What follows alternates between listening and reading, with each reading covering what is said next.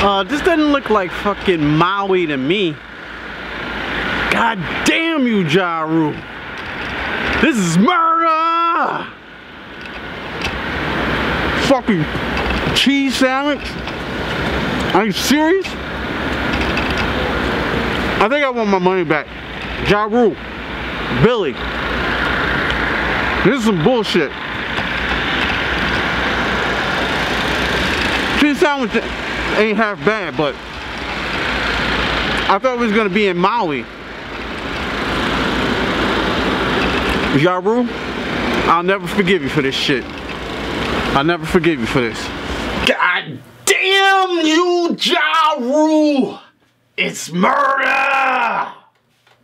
What's up, guys? Welcome back to another episode of Q Reviews. We'll be going over Netflix documentary Fyre, the greatest party that never happened.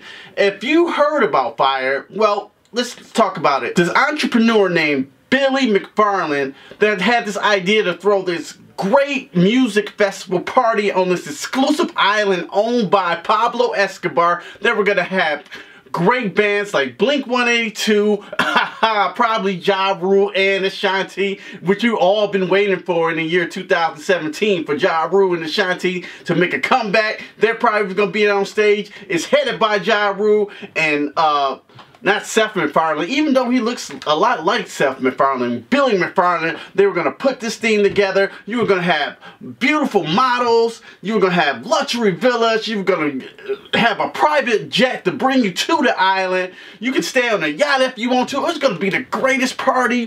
White sands, beautiful blue oceans as far as the eye can see. But this thing turned into total shit. And this documentary is great if you like to watch train wrecks, because I literally watched the train wreck happen right in front of my eyes because of this guy, Billy McFarland. Now, Billy McFarland, at the beginning of the documentary, you kind of like, oh, damn, this dude got it going on. He's an entrepreneur, and even though he looks sketchy as fuck, he looks sketchy as fuck. I would never give this motherfucking money. Like, who would give this motherfucking money?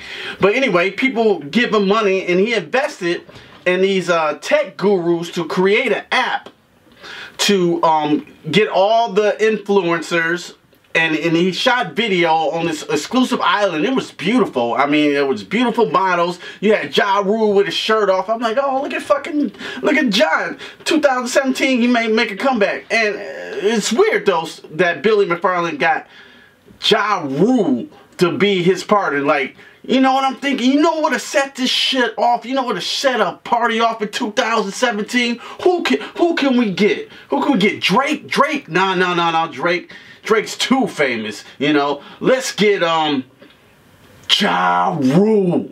Ja Rule has been popping in 2003, so in 2017 with Murder Inc., he was the hardest rapper in 2003, so when we get Ja Rule, we can really set this thing off.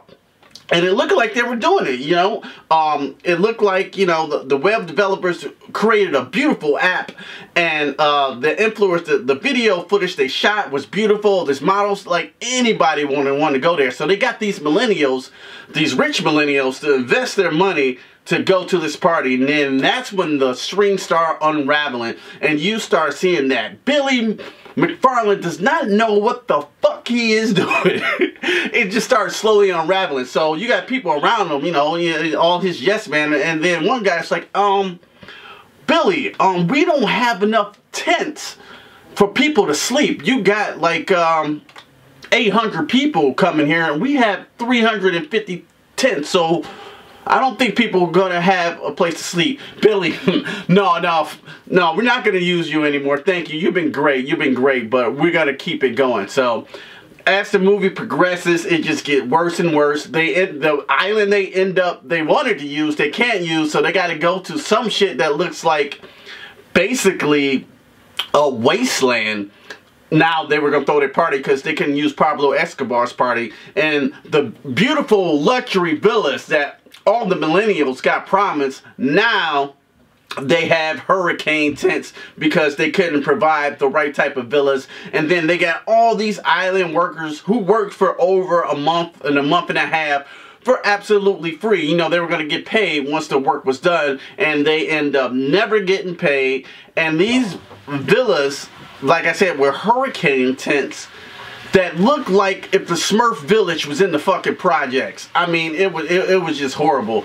It was horrible. And if you haven't heard about, you know, they were gonna have sushi, top chef sushi, Indian cuisine, you know, all this wonderful food, and you see the awesome picture when they get there of the goddamn cheese sandwich. It looked like it only had like one piece of bread and a piece of cheese. That's what they were eating. I've seen better looking cheese sandwiches when I was in jail. So yeah, it was horrific. But the funny part was, like, all these rich millennials that thought they were going into this luxury island and villa, and when they get there, it was a total disaster. All the bands canceled and things like that. And when they get there, you know, they're like, oh my God, is that where we going? They said this was first class. Oh my God, this is way less than Coach. That brings me to my favorite guy in the documentary, Andy. Now, Andy is a guy for the fucking cause. This is the guy you want on your squad. So Andy, they didn't have any water, let alone running toilets or even barely running electricity. But they have to have water, right? They at least have to have water on this island, right? At this party, like, what are they gonna drink? So they didn't have water. So the entrepreneur that Billy McFarland is, so Billy, like, you're a big staple in the gay community. We're gonna need you to take one for the team. What I mean by taking one for the team, I want you to go over there and get our water and suck this guy's dick. Taking one for the team. And you know, anybody like, well, I'm not sucking anybody's dick to get some fucking water. Are you kidding me? Sucking somebody's dick? I'm out of here. I quit. I mean, that's, you know, that's too much. I mean, it's already a failure. I'm not sucking anyone's dick. But this guy, Andy, was like, I went at home, I took a shower, and I cried in the fetal position. I took some mouthwash, swished it around, got in my car, and was prepared to go over there and suck that guy's dick for the water.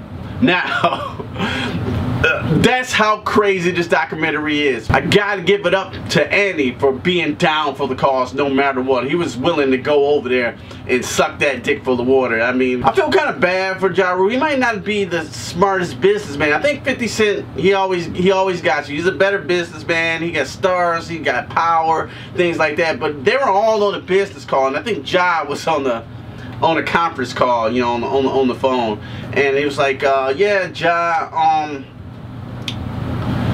yeah, I think we scammed these people out a lot of money. We told them, you know, they were getting one thing, and they got a total separate other thing. I think that's a scam. Ja Rule's like, no, that's not a scam. It's not a scam. We didn't scam anybody.